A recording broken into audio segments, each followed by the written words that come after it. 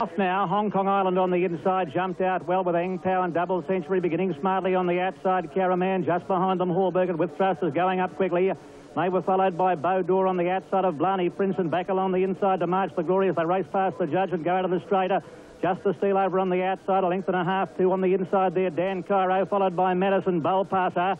Brioche Castle is next to last and tailing out to last. On the inside then, going forward next came With Trust and they were followed by Turf Ruler. And Hallberg is going up quickly on the outside, and just in behind them came Society Bow and Bowdoor, and they pack right up. 800 metres left to go. Gold Sky about a half length to Justice Steal. Caraman in behind them. Madison has come around them very quickly on the outside. Back along the fence was Eng Pao, and they were followed by Hallberg, has come up on the outside with a good run as they pass the 600 metre mark now in the Derby.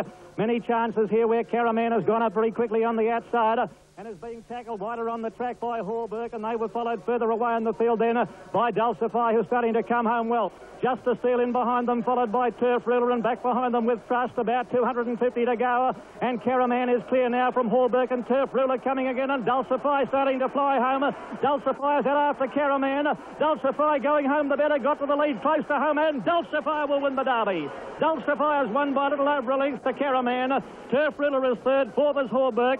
They're followed by Justice Steal, a Gold Sky at Brioche Castle, and one of the last home is Madison. After a third at Moonee Valley, he did this in the Blue Ribbon Classic. Into the straight they race now, and Justice Steal came out and whacked the favourite Caraman, but Caraman and Hallberg immediately swept past it to take the lead. Turf behind them, Turf Ruler, and then With Trust and Bowl Passer. It's Hallberg and Caraman together at the 300 from Justice Steal. Turf Ruler coming at them. Higgins goes for the whip. Caraman takes the lead. He draws a length in front, and Dulcify is going to be the danger. It's Caraman in front with Dulcify out wide, eating up the ground near the line. Dulcify is going to be too strong. Races to Caraman, and the Colin Hayes trained Dulcify wins the Derby. A length and a quarter to Caraman. Dulcify was one of those horses you appreciate more in retrospect. Jumped away well. The mare stumbled slightly with R1, and Dulcify is back near the rear, and Manicato quickly in front by a length to Salamander. When they settle down and Manicato, Willits takes hold of him. Turf Ruler is moving up out wide but doesn't want to lead. Marceau up there with Double Century, Salamander, and Lloyd Boy along the inside from Lefroy, a length of Family of Man, Stormy Rex. Then 2 to Think Big, Ken Karma, Lemare, 2 to Dulcify and R1. Manicato 500 out. Turf Ruler, Marceau, Salamander and Lemare 6 wide across the track behind him. Then a length to Double Century, the rails, Lloyd Boy followed by Stormy Rex and Can Karma. 400 out and Willits hasn't let go, and Manicato's 2 in front. Now he goes 100 out and Willits hasn't let go, and Manicato's 2 in front. Now he goes for 3 in front from Turf Ruler. Lemare's gone. Then Double Century, Lloyd Boy, Dulcify trying to get out from Salamander, Family of Man, with 200 to go. Willits waving the whip at Manicato. The champion 3-year-old's well clear, but Family of Man's flying down the outside. Manicato stopping, and Dulcify will beat them. Dulcify gets the split and gets up to beat Manicato. Third, Family of Man. Fourth, Stormy Rex. Here comes out is just the leader from March to Glory. Sweet. Manicato on the inside is just the leader from March to Glory. Running right off the track, Gondolier. Cafe went up second, and just behind them, Champagne Boy, but he's still got a grip on Manicato when they enter the straight. Manicato the leader now from on the outside. Champagne Boy as they come to the 200. In third place, March to Glory, and they were followed by Scomel starting to run on. Manicato the leader at the 100 metres with the Ruppy. Champagne Boy the main danger. Manicato fighting back, and Dulcify coming down the outside will beat both of them. Dulcify's overpowered them close to the line, and Dulcify's won it about a length to Champagne Boy, a half length away third, Scomel. Manicato's weakened to fourth, and then Can Karma, Regimental Honour. They were followed by Brandy Sipper at the head of the others, then Cafe. Holy Toledo jumped well, so did Korea, who's being ridden along the lead in the early stages, and Double Century out wide just behind him. Coming over, King's Idea looks like heading them all off with Satami, but Holy Toledo has held the lead, and they're going past the post, led by about a head or so from Bold Passer. A length and a half to Korea on the inside of King's Ideal. A length and a half to Cafe on the inside of Double Century, Satami 3 wide. Then 2 to Brandy Sipper and Howberk, and a length and a half further back down the aisle. Take notice on the outside of him. He's caught 3 wide early on Dulcify, going around them Lord Folkestone. Then Can keep the pressure on the leaders. Cafe on the inside just behind them. Satami 3 wide, and in the centre is Double Century. On the inside next is Brandy Sipper, and then 3 parts of a length to Hauberg. About a length and a half to Dulcify, 3 wide. Can't get on the course. He's got down the aisle, and take notice in between him and the rail. Jones on stop and start tactics here on Holy Toledo. Led there by a length or so from King's Ideal on the outside is Lord Folkestone going up quickly from near the rear, and he takes a narrow lead and draws a length in front as they go round that bend. Lord Folkestone in front, 1,000 to go. Nearly 2 lengths to Holy Toledo and a half to King's Ideal, 1 1/2 to Bold Passer.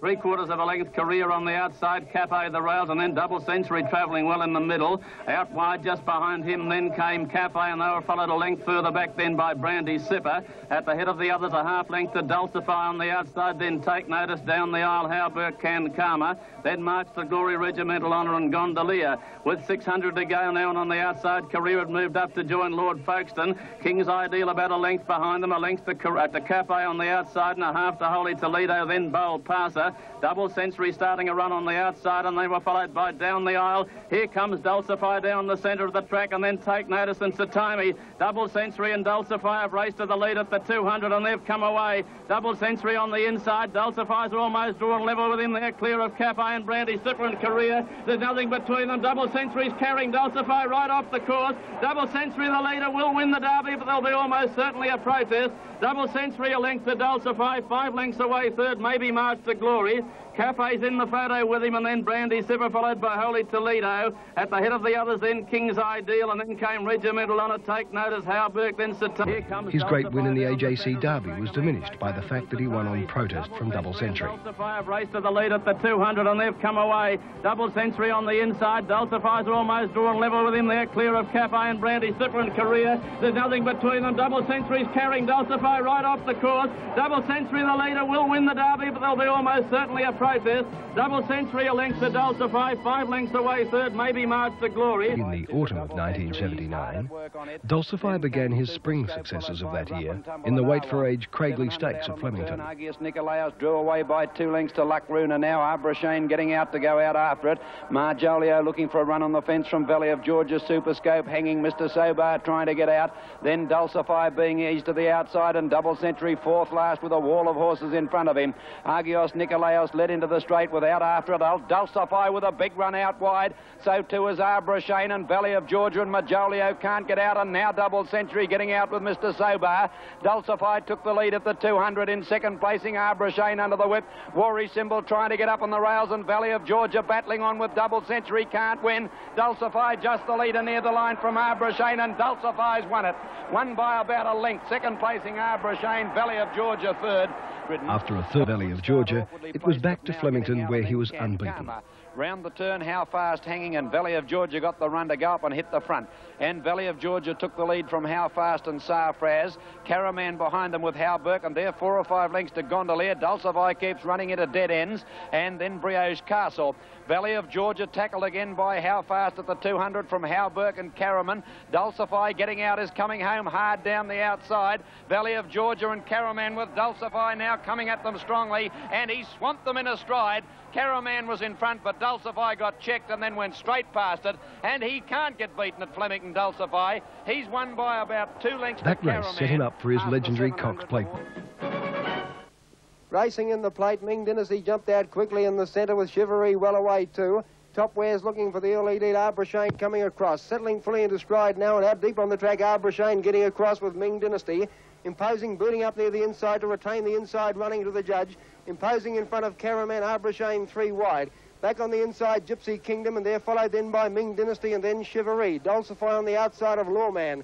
That trapped out very deep out of the straight is Top Wear, and then Quiet Snort, Runaway Kid, and last of all is Salamander.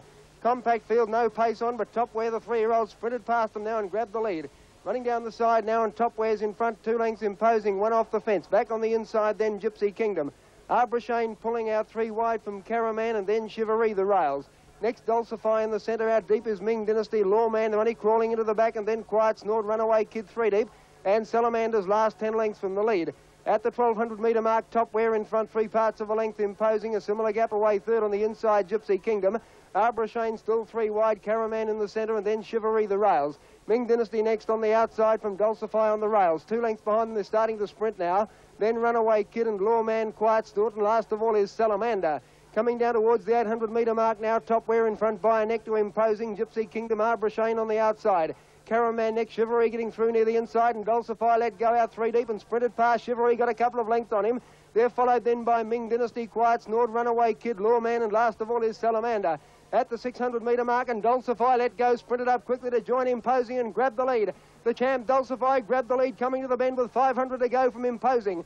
Arbor Shane in third place, Chivalry let go, running on fairly, followed by Top Wear, but on the bend, and Dulcify has given them the slip, got away by 3 lengths. Chivalry into second place as they wheel around the bend of the 200 metre mark, and Thompson going for home.